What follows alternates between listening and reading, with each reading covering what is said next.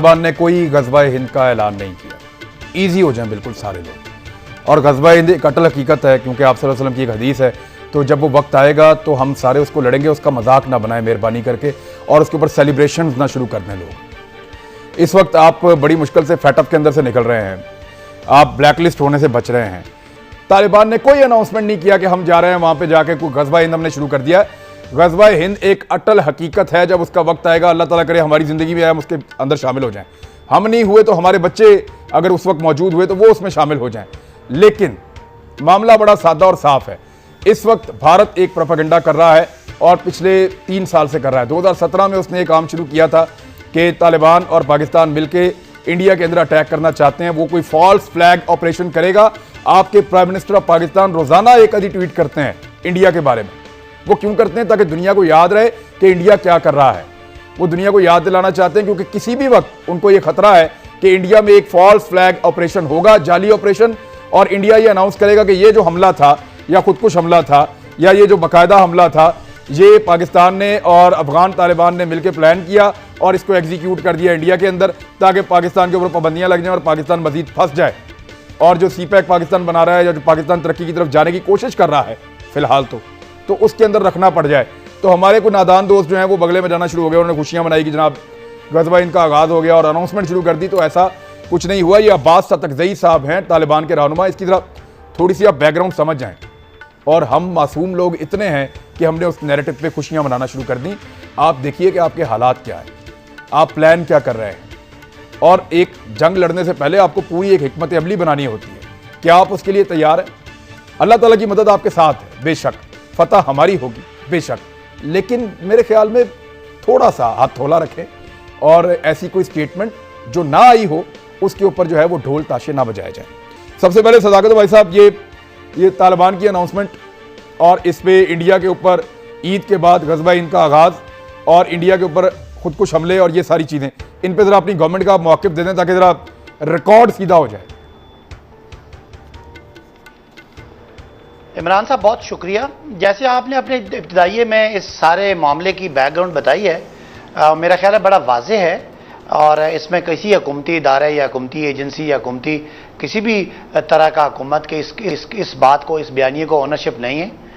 बिल्कुल हमें पाकिस्तान की सरजमीन अगर माजी में कहीं कोई इस पर इल्ज़ाम लगता भी रहा है तो जब से ये गवर्नमेंट आई है या बल्कि जब से एक पाकिस्तान ने एक अपना एक पूरा पोजीशन लिया आज से 8-10 साल पहले, उस हवाले से कभी एक पूरा एक स्टैंड लिया है और उस हवाले से कभी भी पाकिस्तान की ज़मीन, पाकिस्तान के लोग कभी किसी दूसरे मुल्क की पॉलिटिकल या खुदा न खास्ता कोई ऐसी और कैंपेन में कभी शरीक नहीं होंगे। हमारे मुल्क की जो खुद मुख्तारी है उसको यकीन करते हैं। जहाँ तक कश्मीर का इशू है, कश्मीर में पाकिस्तान का क्लेम है, उनकी जो इंडिजिनस जो मूवमेंट है उसको पाकिस्तान सपोर्ट करता है। इस हद तक कि कश्मीरियों को हक़ खुद इरादत मिलना चाहिए, उन पे भारत का कब्जा नाजायज़ है और ये इंडो पाक की जो तकसीम, जो नामुकम्मल तकसीम है, उसका एजेंडा है जो यूनाइटेड नेशन के चार्टर पे है। दुनिया के तमाम बड़ी जगहों पे कश्मीर का मसला एक इंटरनेशनल मसला है।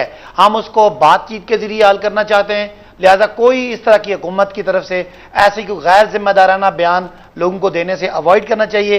जैसे आपने बैकग्राउंड बताई सारे उस मामले की जहां FATF का इशू है और पाकिस्तान के दुश्मन, पाकिस्तान को जो एक नई तरक्की मिली है, नई लीडरशिप मिली है, इसके साए में पाकिस्तान आगे जाना चाह रहा है और एक जिम्मेदार कौम के तौर पर दुनिया में अपना किरदार अदा करना चाह रहा है। हम प्रॉब्लम क्रिएटर नहीं, हम प्रॉब्लम सॉल्वर बनना चाह रहे हैं इस खित्ते के लिए, बल्कि पूरी दुनिया के लिए। तो उस हवाले से वज़ीर आज़म का, गवर्नमेंट ऑफ पाकिस्तान का, पाकिस्तान की रियासत का, रियासती तमाम इदारों का यकसुई से यह पैगाम है कि पाकिस्तान अपनी दाखिली खुद मुख्तारी की पूरी जो है वो उसका दिफा भी करेगा, लेकिन कभी किसी मुल्क में इस तरह के किसी नॉन स्टेट एक्टर्स को कभी ना सपोर्ट किया है ना कभी करेंगे, और ऐसे तमाम बातें मेरा ख्याल है इररिलेवेंट है। अब राणा साहब देखें, जो इशू है तक उन्होंने बड़ा लंबा जहाद किया। पहले वो रशिया के साथ लड़ते रहे, फिर उनको अमेरिका से वास्ता पड़ गया, उन्होंने उनको भी नाको चने चबवाए। अब वो एक रियासत की तरफ जा रहे हैं। अब वो जा रहे हैं कि हमारे कैदियों को छोड़ा जाए। वो अपनी चीज़ों को ऑर्गेनाइज कर रहे हैं, पॉलिटिकल प्रोसेस का हिस्सा बनना चाहते हैं, डायलॉग्स के अंदर बैठना शुरू हो गए हैं। इस वक्त उनकी प्रायोरिटी जो है वो अफगानिस्तान होना चाहिए, और है भी। जब तक आपके पाँव ज़मीन पर ना हो तो आप इधर उधर नहीं देख सकते। तो आपके ख्याल में ये प्रोपेगेंडा इस वक्त क्यों जनरेट किया गया? इंडिया कोई एडवेंचर, क्योंकि सिचुएशन आपके सामने है। बिस्मिल्लाहिर्रहमानिर्रहीम। देखें, दो चीज़ें हैं। पहली बात तो अगर हम हिस्ट्री को देखें तालिबान की, तो उसामा बिन लादेन ये सारे वो लोग थे जिनको सेवियर्स कहते थे अमेरिकन। वाइट हाउस में इनके खाने होते थे और ये कहा जाता था कि जो दुनिया का जो नया नक्शा बन रहा है उसके अंदर ये वो लोग हैं जो इस नक्शे को बनाने के अंदर जिनका कलीदी किरदार है। तो अब हो ये रहा है कि एक बहुत बड़ा फैक्शन ऐसा है जिसको इंडिया हमेशा से सपोर्ट करता रहा है। आज पाकिस्तान को जो हमारा पहले दिन से मौक़िफ़ रहा है, पाकिस्तान बनने के बाद कायदे आज़म ने जो पहली तकरीर की थी जिसके अंदर उन्होंने कहा था कि अपनी सरहदों की हिफाजत करना और अपने हमारे मुसलमान बरादर साथ वाले इलाकों में बैठे हैं उनका ख्याल रखना। तो क्या आज हम वो जिम्मेदारी पूरी कर रहे हैं? हम अगर वो जिम्मेदारी, और इस वक्त जो एक लहर आ रही है सर, जंग तो हमारे घर तक पहुंच गई थी, हम तो बड़ी मुश्किल से निकले हैं इसमें। नहीं, मैं खान साहब बात ये कर रहा हूँ कि जिस तरह अब कुवैत के अंदर जो शाही फैमिली है कहना शुरू हो गई है, यूएई के अंदर ये वो सारे लोग हैं जहाँ पर इंडिया का बहुत ज़्यादा असर और रसूख है, वहाँ पर एक बाकायदा एक मुहिम चलना शुरू हो गई है कि इंडियन कारोबार बंद किए जाएं जब तक वहाँ के मुसलमान जो वहाँ पर बैठे हुए हैं उनके ऊपर इसको लीड किया। बिल्कुल। तो इस वक्त पाकिस्तान को इसका फ़ायदा उठाना चाहिए और इंडिया जो एक नया ये काम करने जा रहा है इसको यहीं पर हम सबको मिलकर मुत्तहिद आवाज बनकर खत्म कर दबाना चाहिए। वो जिन मुसलमानों के मजलूम होने की आवाज पूरी दुनिया में उठाना शुरू हो गई थी कि मुसलमानों पे इस खित्ते में जुल्म हो रहा है, उनको जालिम साबित करने के लिए ये प्रोपेगेंडा भारत फ्लोट करता है, जो कोई तालिबान से या पाकिस्तान से जोड़ के बात कर रहे हैं। हमेशा जो भी कुछ हुआ है ये उन्होंने ही किया है जी। हमेशा इंडिया ने ये पूरे एक मन घड़त चीजें, इल्जामात और ये सारी चीजें उन्होंने खुद की है, साख्ता, और फिर उसका देखकर कभी हमला करता है, कभी डंडोरा पीटता है, वावेला वो खुद मारता भी खुद है। आप देखें कितनी दफा एलओसी की खिलाफ वर्जी की गई है, कितने हमारे मासूम शहरी, हमारी बच्चे, हमारी माएँ बहनें शहीद हुई हैं, नौजवान हमारे जो फोर्सेस के लोग शहीद हुए हैं इनकी इस तरह की वायोलेशन की वजह से, और कितनी की हैं, अनगिनत की हैं। ये तो जो हमारी गवर्नमेंट है या हमारी पाक फौज है वो एक सिंसियर भी है, सीरियस भी है, एक्सपीरियंस है, वो समझते हैं कि किस तरह हमने वो करना है। नहीं तो ये तो हमेशा इस तरह की बात करता है कि वो जैसे कोई चूहा आकर हमला करता है फिर भाग के बिल में घुस नहीं करता है कि कोई उसके पीछे लपके।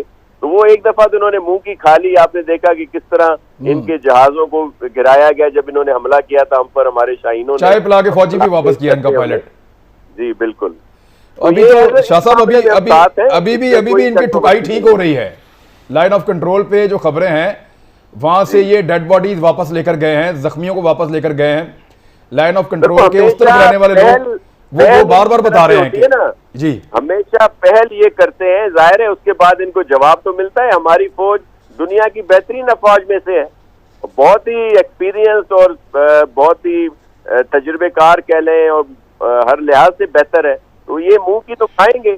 चलो मैं शाह साहब एक फैक्ट शेयर कर देता हूँ, एक ब्रेक पे जाने से पहले एक फैक्ट शेयर कर देता हूँ, वो आप लोग भी, क्योंकि मैं लाइन ऑफ कंट्रोल पे गया हूँ, मैं उन सेक्टर्स में गया जहाँ पे ज्यादा लड़ाई होती है। मैंने कहा मुझे दिखाएं तो सही वहाँ पे है क्या, उधर लड़ाई होती है। तो मैं उन एरियाज में गया, नकियाल सेक्टर में, दीगर जो सेक्टर आसपास हैं जहाँ लड़ाई होती है, तो मैंने नोट किया लड़ाई हमेशा उन इलाकों में होती है जहाँ पे इंडिया बेहतर पोजीशन में बैठा हुआ है। आज फवाद चौधरी साहब ने जो ट्वीट करते हुए कहा कि साइंस एंड टेक्नोलॉजी ने इस नतीजे पे पहुंचे हैं कि जून के वक्त में इसकी पीक आएगी। नंबर एक तो उन्होंने कहा कि ये 15 जून के करीब इसकी पीक आ जाएगी, 10 से 20 जून के बीच में। दूसरा उन्होंने कहा कि ये जुकाम तो बिल्कुल नहीं है, इसको क्लियर करें। और तीसरी चीज कि हर्ड इम्यूनिटी के बड़े खौफनाक नताइज हो सकते हैं, लेकिन जो चीज़ें डिसाइड हो रही हैं उसके मुताबिक तो हम उसी तरफ जा रहे हैं कि आप इम्यूनिटी के जोर के ऊपर ही आप खड़े होंगे। देखें, बात यह है कि सुप्रीम कोर्ट ने जो फैसला किया है ना, वो इसलिए किया है कि इस हुकूमत की इनडिसिसिवनेस नज़र आई है फ्रॉम डे वन।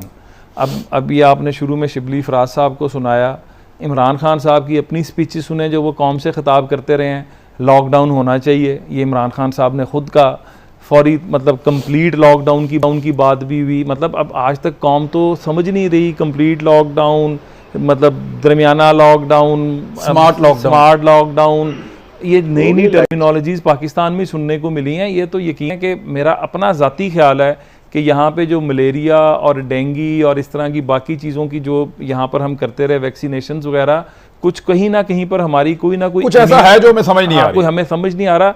कुछ इम्यूनिटी ज़रूर है। हुकूमत की बात करें तो आज आप हॉस्पिटल्स में चले जाएं, जो लोग वहाँ पर हैं उनका कोई पुरसाने हाल नहीं है, उन्हें कोई पूछने वाला नहीं है। और ये जो स्पाइक की बात कर रहे हैं, इस वक्त आपके हॉस्पिटल्स की ये पोजीशन है, इस वक्त आप अपने डॉक्टर्स को तो सेव कर नहीं सके। इस वक्त सबसे ज़्यादा जो मतलब इफेक्टेड लोग हैं वो आपके डॉक्टर्स हैं, आप उनको पर्सनल प्रोटेक्शन किट्स दे नहीं सके। आप नहीं, अब तो आ गई हैं, अब तो आ नहीं, गई। देखें कहाँ अभी भी चले मेरे साथ। आज ख्वाजा सलमान और ख्वाजा इमरान नज़ीर साहब सर्विसेज हॉस्पिटल में गए हुए थे, आज वो वहाँ पर किट्स देकर आए हैं, वहाँ पर आज भी किट्स अवेलेबल नहीं थी। अच्छा, मैं ये